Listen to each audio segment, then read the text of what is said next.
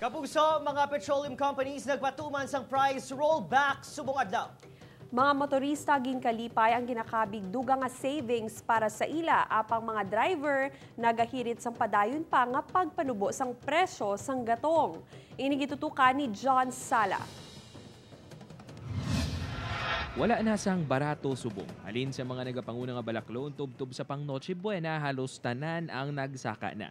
Ganit akong pagpasalamat sa mga motorista bangod bisan sa gatong nalang kuno, makabawi-bawi man sila. Good news, kung makabig ang pagpanubo subong nga adlaw sang presyo sang gatong. Ang diesel sa pila ka gasolinahan halin sa 67 pesos and 5 centavos ang nagligad nga semana, iyara nini sa karon sa 63 pesos and 65 centavos. O kung manubo sang 3 pesos and 40 centavos kada litro.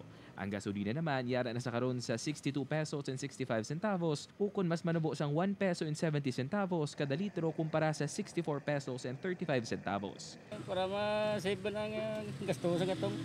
Bilan mo nga mahal ang tanan. Medyo may gamay man nga bulag iti simple nagbuhin. Ang kerosene naman nagnubo sang 4 pesos and 40 centavos. Halin sa nagsugod ang pandemya, tuman kaapektado ang mga jeepney driver. Gani ang buhin sa presyo sang gatong, dako ang nabulig sa ila. Dako gid masib nagnubo gid. Mayo man at least nagnaba ang presyo bala. Bisan paano makabulig-bulig sa income, makadugang-dugang mas income mo yung mga driver eh.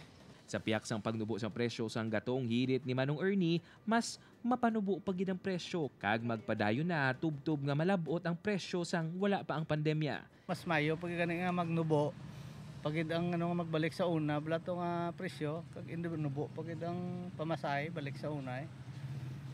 Puti subong nga mo ni nga kay Disyembre damo mo pasahero. Tapos nagnubo nga daw ko kaya mabulig sa mo ni. Inyo sa mga motorista, asod-asod na ang pagnubo sang presyo sang gatong, agud mangin mas merry pa ang ilang Paskwa. Upod kay Cirilo Rinduque, John Sala, Buana, Western Visayas.